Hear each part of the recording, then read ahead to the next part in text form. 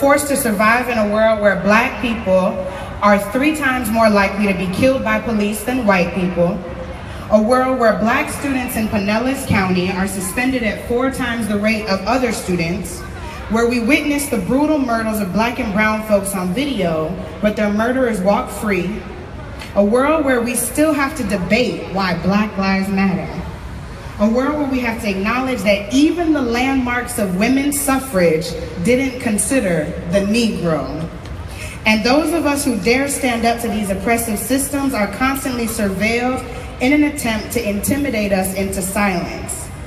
We have to reconcile our existence as people of color, knowing that phrases like life, liberty, and the pursuit of happiness, and with liberty and justice for all, were never really meant to include people that look like me.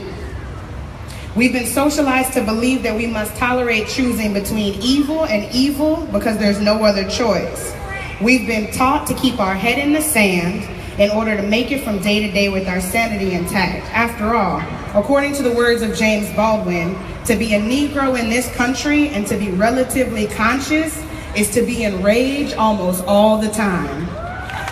So today, I come to you as the grandchild of a Negro, the hope and dream of a slave, a child of immigrants, a woman whose pussy is not up for discussion, a thorn in the side of white America. I stand before you pissed off and mad as hell, Black in America. With my ancestors in my blood, I am a body of people that are demanding not to be forgotten.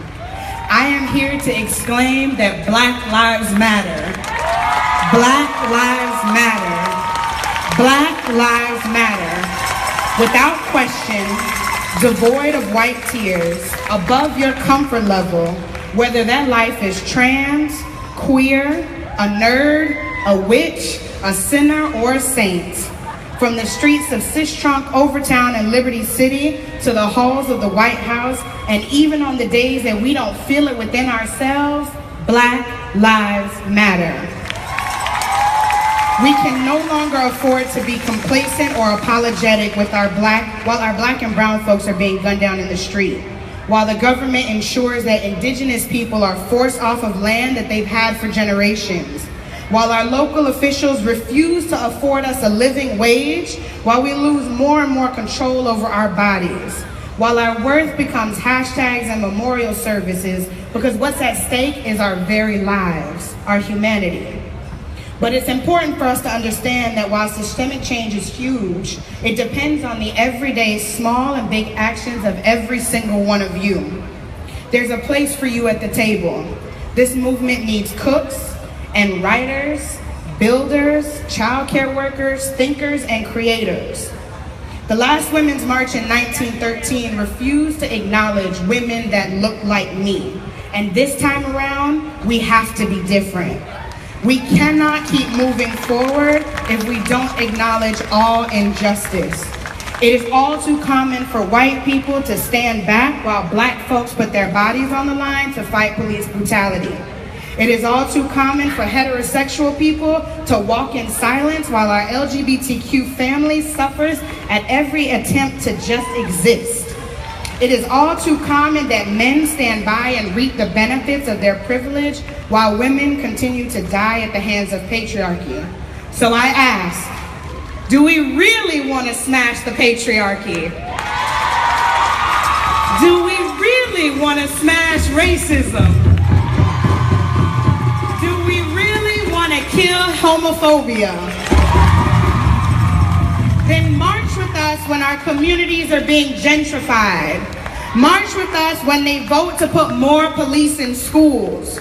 March with us when our undocumented families are being incarcerated just because they exist. March with us to get a living wage. And march with us when the police keep killing our black and brown people.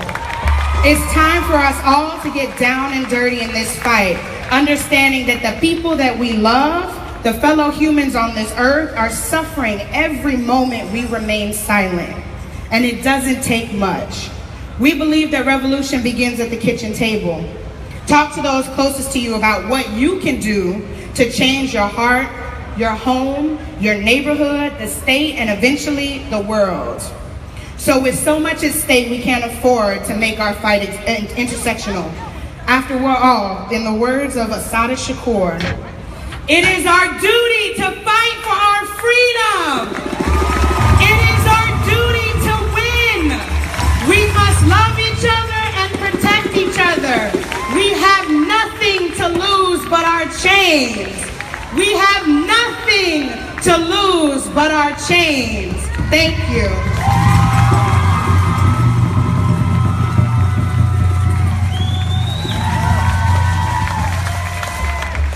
Magic. I was told to inform you, ladies and gentlemen, that we can't let anyone else in, but we are in the streets outside.